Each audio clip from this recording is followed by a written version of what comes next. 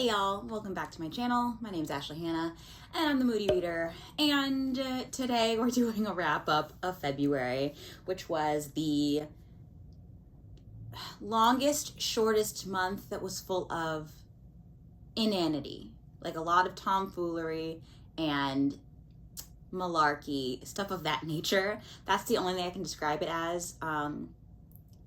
I'm not gonna lie, there were some highs to the month, but there were a lot of lows, and some of them included spending an entire day just playing Stardew Valley and not reading. So that's where I'm at today. It is now March, and so it's time to wrap up what we read.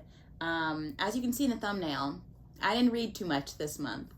I almost read 6 books, but the 6th book, which is Persuasion by Miss Jane Austen, it took me, like, I read most of it in February, but I didn't finish it till March because that book is so boring.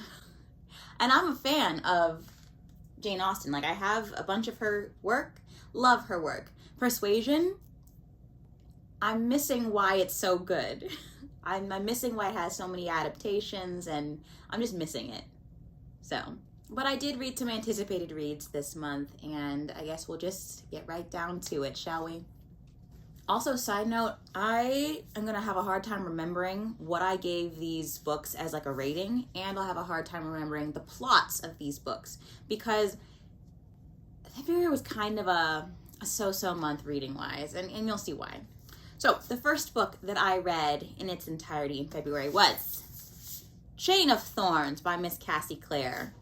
I think I've talked about this one so much, but it's about the shadow hunters and their world. And this is the 3rd book in this Last Hours trilogy, which is somewhere between the Clockwork series or the Infernal Devices, and then it's between that and the Mortal Instruments. So this is set in the early to mid 1900s, following the children of the main cast and characters in the Infernal Devices. And basically London is going under. So this one's hard to sum up because it is the 3rd book and it's the conclusion to this trilogy. I gave this one 5 stars, I think, just because of nostalgia, because I started my Cassie Clare journey. I was like looking over at my Cassie Clare collection.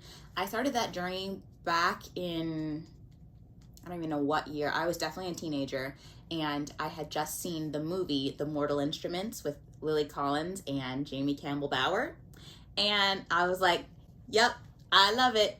So I was like, I researched the hell out of it, and I found that it was based off of books. So I was like, ooh, books, me like books. So I read them, was hooked, and I've just kept going on in the world of the shadow hunters. And this one, like I said, I give it 5 stars, but only because of like the 2 main characters in it, and also because of nostalgia, basically. Because I think the problem with most of Cassie Clare's conclusions is that she writes a lot in them, and it's like they're a little bit drawn out, like especially her Dark Artifices trilogy. That one is so long and drawn out for the ending, the conclusion. And this one is no different. And I just found that it was a lot of like the same issues. For instance, there would be characters in here that are, every single character was like, I'm not worthy of being loved. And it just got a little bit tired, a little old. And I just want to know what Cassie Clare, I've said this before, what does Cassandra Clare have against the Lightwoods?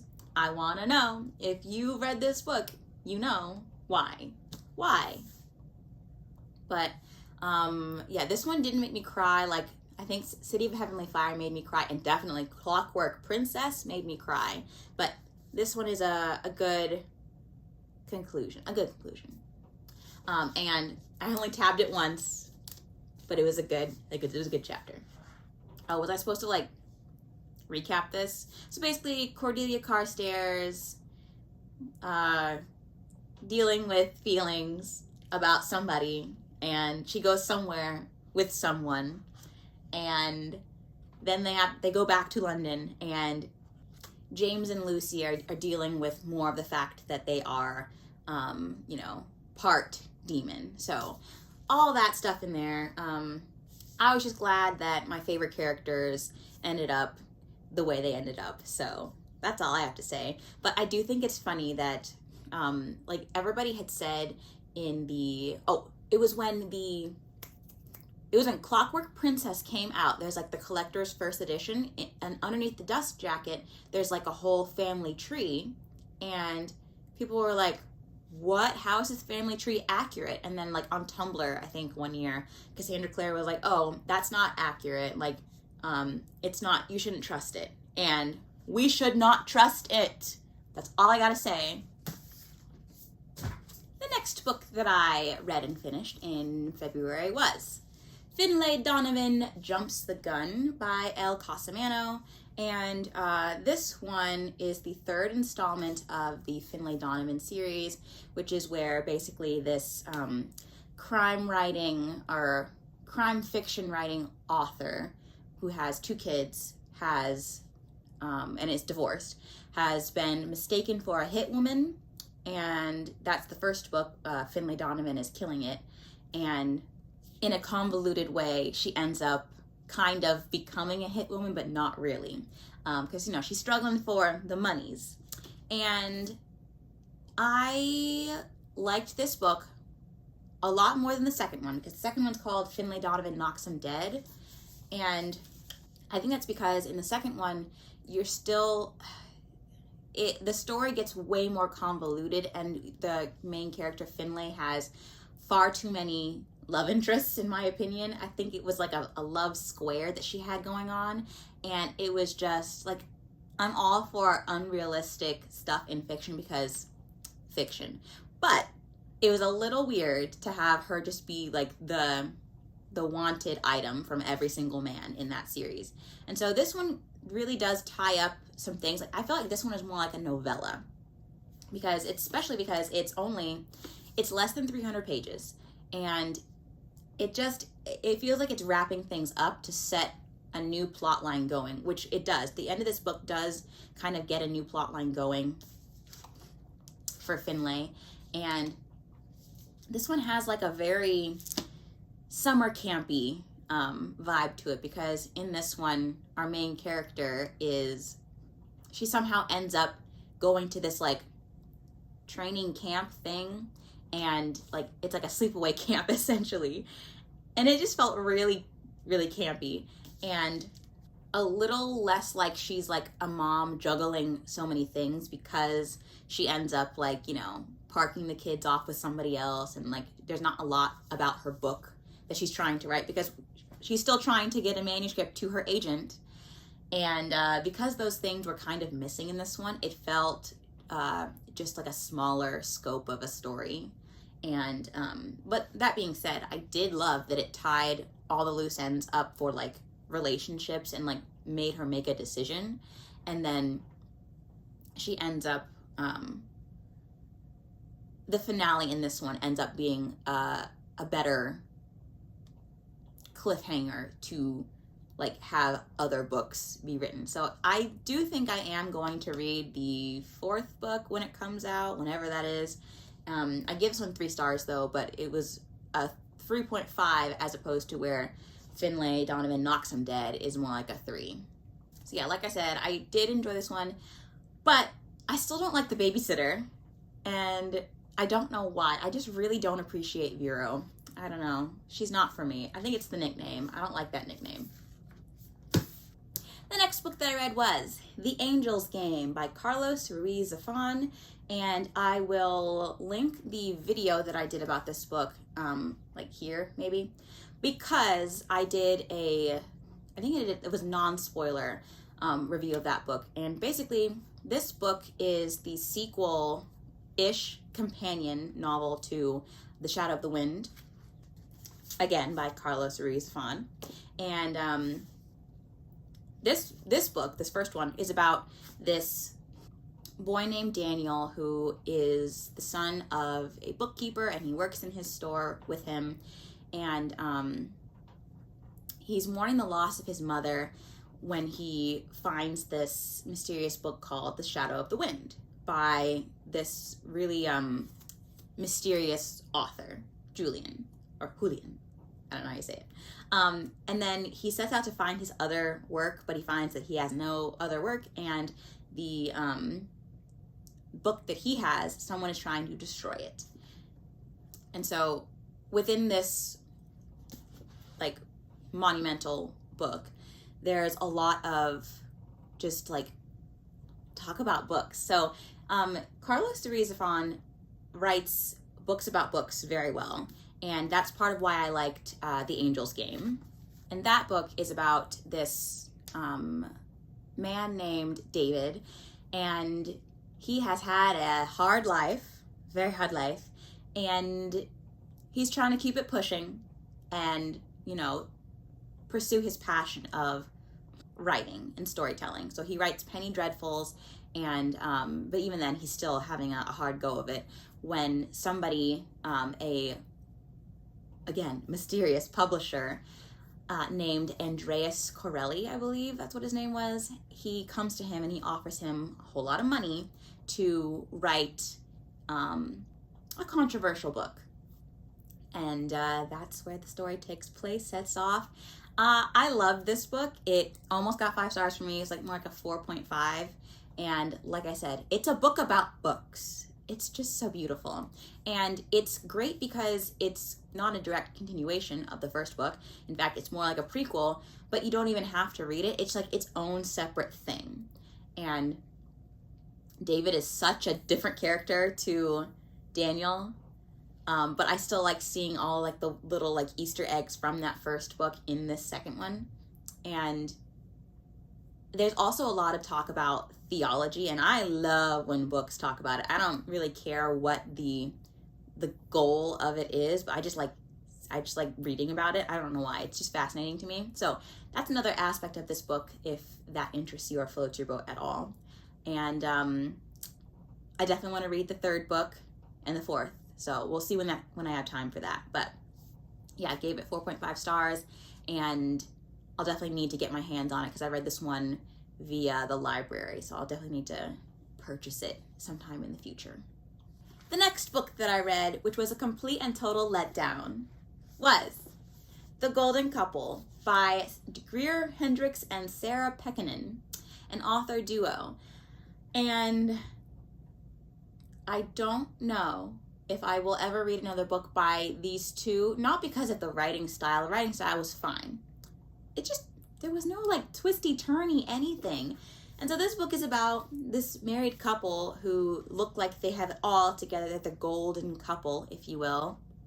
And they are going through some tough times because the wife has cheated on the husband, and she wants to fess up, and so she does so, and they employ the help of this therapist who has recently lost her license, named Avery Chambers, and she has unorthodox methods, but she sees results. And the reason why I did not like this one so very much is because it focuses so much on the therapist. It's literally in her point of view for a majority of the novel. And so yeah, I don't love the whole therapist backstory. I was expecting, if I'm going to be honest, I was expecting, because it's like a domestic thriller, more of a My Lovely Wife situation, but it is not My Lovely Wife. And if I had done any research, I would have known that, but c'est la vie. So I guess the main thing about this novel is that it's like a lot of finger pointing and misdirection, which I don't think counts as like a twist. So I need a lot of twists in my mystery thrillers. I just do. I need to be taken aback, and there was not a lot of that. I guessed who had there's not even like a murder to solve, really. Not really. There's like a little side thing, but I guessed what was going to happen in the end. Like, ultimately, I guessed all those things. And I don't know. I guess it's just a lot of the like mundane of being like a wife and a mother, even though that's not mundane, but like in a thriller, it's a little mundane. And all I know is that if this woman hadn't have cheated, none of this would have ever happened. That's all I have to say. 3 stars. Ooh, this next one that I read, I don't even think I can actually count it as reading it, and I will tell you why, and I'm really ashamed of the reason.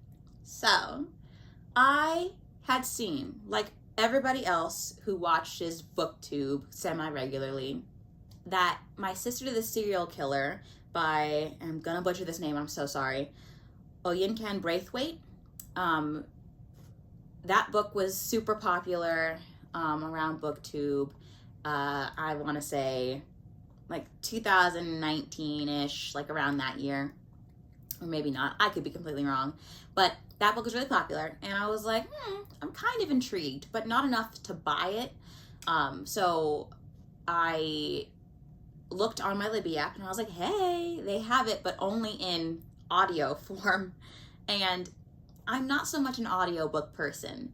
I feel like I'm just not connected with the story if I'm not like physically reading it, or if I'm gonna do audio, it's usually like a both kind of situation, like audio and then reading it to really be immersed. And that wasn't the case this time.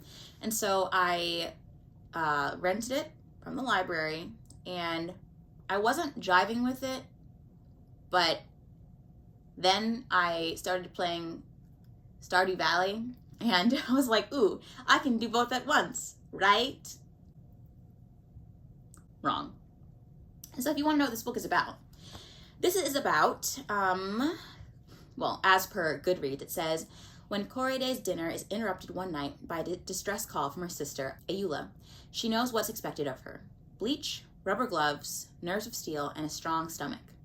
This will be the third boyfriend Ayula's dispatched in, quote, self-defense, and the third mess that her lethal little sibling has left Korede to clear away. She should probably go to the police for the good of the menfolk of Nigeria, but she loves her sister, and, as they say, family always comes first. Until, that is, Ayula starts dating the doctor where Korede works as a nurse. Korede's long been in love with him, and isn't prepared to see him wind up with a knife in his back. This book isn't a thriller either. Well, no, it's a thriller. It's not a mystery thriller. There's no mystery. You know who's been killing people. You know who she's probably going to try and kill next, from that whole description. And it just felt very short. It felt like a, I guess like a novella, just like Finlay, Donovan #3. It just felt way too short, and like, because I had seen on the audiobook, like the time of it is like, I want to say 4 hours, and I was like, that's really short. It's really short. It was not enough time to actually care about any of the characters for me, and they never seemed like they were particularly interesting. I don't know. It just felt like this one person making excuses for this little sister, and that's probably why I don't remember most of it. Sorry. If this is your favorite book, it didn't interest me, and the only thing that kept me listening to it is because I put it in my ears and then I started playing Stardew Valley. And I was like, sorry, I can't deal with the world right now. I'm farming. There was just no mystery to it, and I need mystery in my mystery thrillers. I just didn't get the hype. So I gave this, 2 stars? Let me check. Yeah, 2 stars. Not for me. So, those are the books that I read this month. A book that I tried to finish, because I was trying to read a classic a month and I've already failed because I named my goal, and when I name my goals, I never meet them. And so that book that I tried to finish, again, was Persuasion. So I did finish it, but not in February, technically. And so what am I reading next, you might ask? You probably didn't ask that. I am reading, sort of like My Sister the Serial Killer. I'm reading Everyone in My Family Has Killed Someone, and I'm loving it. It's funny. It's like very fourth wall breaking, and like self-aware. I like it. I really like it. And yeah, this is the one about Ernie Cunningham, who is what is he? He's an author of, he writes books on how to write crime fiction. And he also, like the title says, everyone in his family has killed someone. And so it pokes fun at itself a lot. And like there's even a page in here where it says all the things that are gonna happen. Like it tells on itself a lot. Like it tells you in the very beginning, like he's writing this preface that it's like where all the murders happen. He's like, and then on page 41, and then on page 280. So I think it's funny, like not haha, but I'm enjoying it. So I am about 100 pages in, and I will hopefully finish that soon. Another book that I would like to get to this month is, because this is not a TBR, because I don't do those, because like I said before, when I make plans, I don't stick to them. But another book I would like to read, well, I would like to reread The Beautiful, The Damned, and then I want to read The Righteous by Renee Audier. And that's that book series about like the vampires in New Orleans. I got it in my head because Mardi Gras was a couple weeks ago, that I just really wanted to read a book about like that Mardi Gras-ish type setting. So I was like, wait, I never finished, or I never read The Righteous. So I have to get to that, and I really don't remember what happened. So I am looking to reread those first two books and then get to that third book at some point this month. And after that, I have no idea what else I want to read, because I don't know if I'm going to get to a classic this month. We will see. I'm not going to put any like restrictions on myself. And the other thing is, I don't know what it is about right now in time, but I just keep getting sick. Maybe it's because I work with children more now than I did last year. So they're just like, they just keep on giving me all of their germs, because kids will like climb all over you. They're great, but that's not cool. So if I end up getting sick again, then I don't want to read. Who's capable of reading when they're sick? Let me know down below. If you are a big reader, can you ever read when you're sick? Let me know. So I think that's all I wanted to talk to you guys about today. I'll see you when I see you. If you like this video, give it a thumbs up, and I will talk to you again soon. Bye.